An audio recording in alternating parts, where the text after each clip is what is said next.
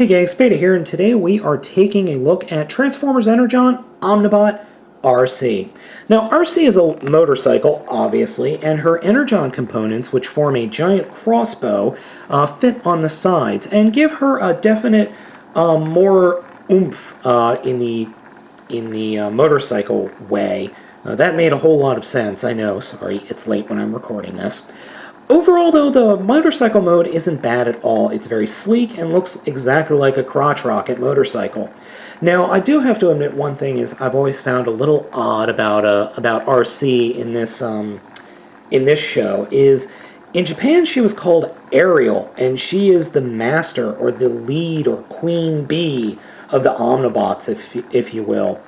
She's apparently their head, and she's really the only one that has a truly independent personality. In Superlink, all the other Omnibots were more like insects, if you will. All the strong arms had a one strong arm personality. All of the Skyblasts had a Skyblast personality, exactly the same. All the Skyblasts were connected, and all the strong arms were connected via, I don't know, some kind of greater intelligence. I don't know. It was explained better in the comics. So transformation for Arcee is pretty simple, actually. It's one of the least complex transformations for an Arcee motorcycle. We're going to reach under here and pull out the legs, and the front of the motorcycle will actually become the back. So we'll reach under the motorcycle and flip that up and then fold up the heels. And then fold that whole section forward just as much as you can. Reach behind the seat and fold out the arms. And fold up the head. And now that I think about it, this is very, very reminiscent of this really makes me think of Transformers Prime Arcee. Transformation's kind of a little bit similar. And there we go. Head is, yeah, I could see why they chose Arcee as the name. Very G1-esque Arcee.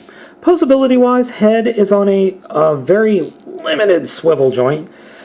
Arms are on a ball joint, then a hinge joint, and then the hands are on this stupid ball joint. The hands, I have to admit, are really, really dumb on this figure. They don't work at all for me. Legs, ball joint at the hips, couple double hinge joint in the knees, and no other ankle joint. So overall, the figure looks okay. It's not bad. It definitely, for what it is, it's not bad. The Energon weapon, though, is really interesting because the Energon weapon combine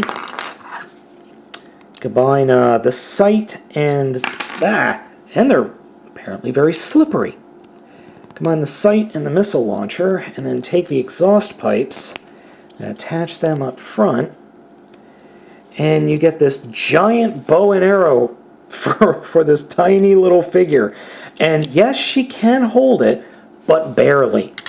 So we will have her hold the giant crossbow. This needs to be held by a larger figure.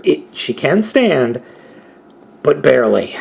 So overall, not a bad figure.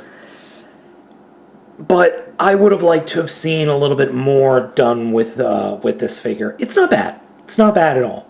But do you need it in your collection? I'm going to have to say not really. Like I said, it's not bad, but it could be better.